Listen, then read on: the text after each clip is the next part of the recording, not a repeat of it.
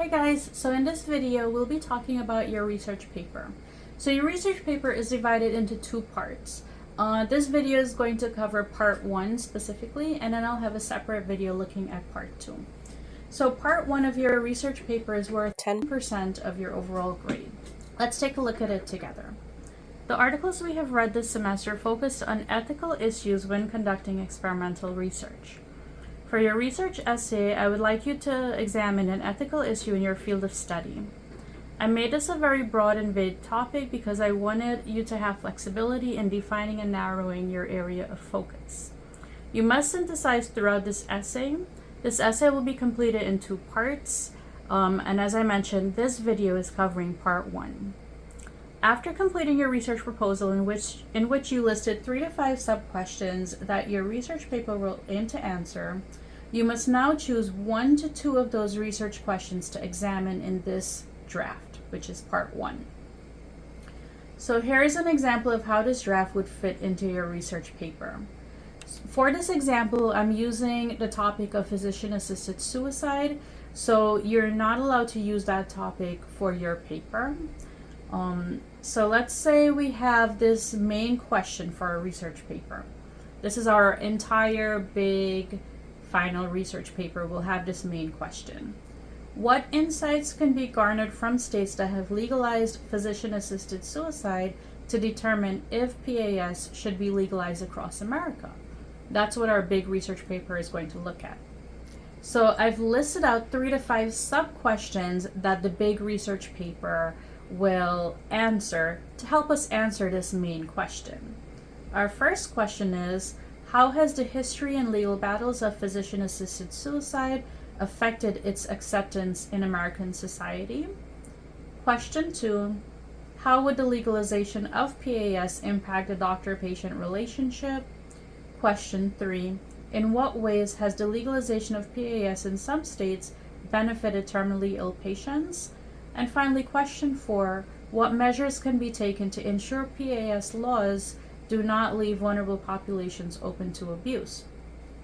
So in part 1 of this paper, you'll only answer question 1. You could also answer question 2, so you're going to choose 1 to 2 of those questions.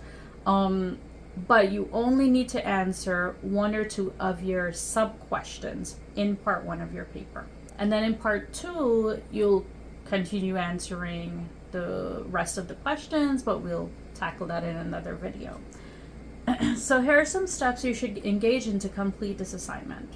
First, you want to turn your topic idea into a focused, fully articulated research question. For example, how has the history and legal battles of PAS affected its acceptance in American society? Then you're going to conduct research and find 3 to 5 academically acceptable, credible sources to synthesize in order to help you answer this question. So in part 1 of this paper, you are using 3 to 5 credible sources to help you develop your paper. After you have found your sources, look for connections between those articles like we did for paper 1. Then you're going to create a working thesis and an outline.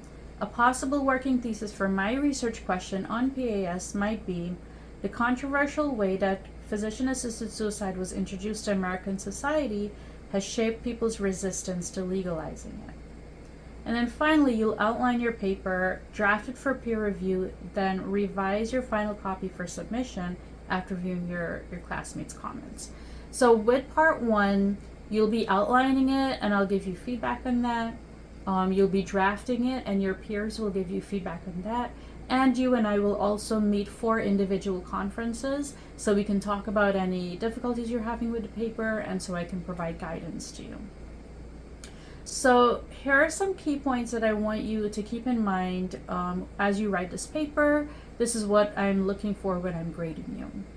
So your essay length should be 3 to 4 pages. This is for part 1 of this research paper. It's 3 to 4 pages in length. I am not reading beyond the 4th page, so please don't write an 8 to 10 page paper for part 1. The limit is 3 to 4 pages.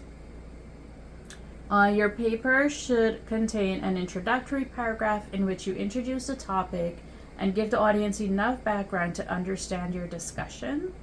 Your introduction should end with a thesis statement which gives the reader a clear understanding of the main point of your essay.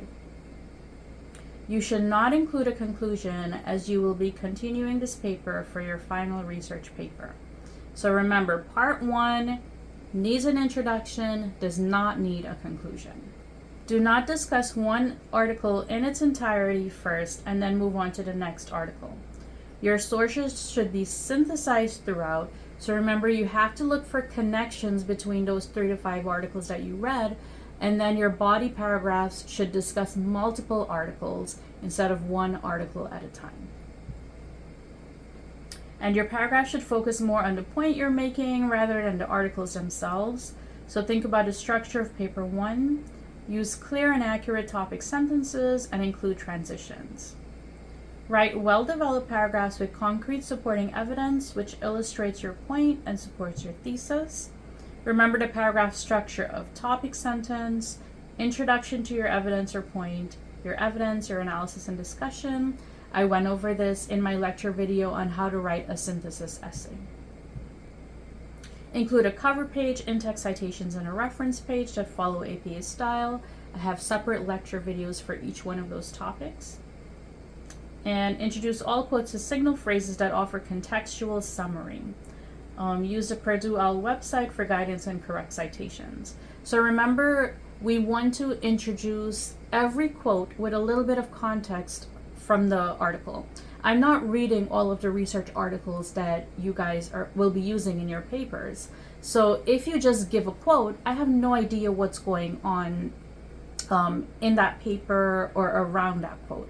So you need to give some context for that quote so I can understand the point you're making and follow along with that point. Your work should be typed, double-spaced, Times New Roman, size 12 font.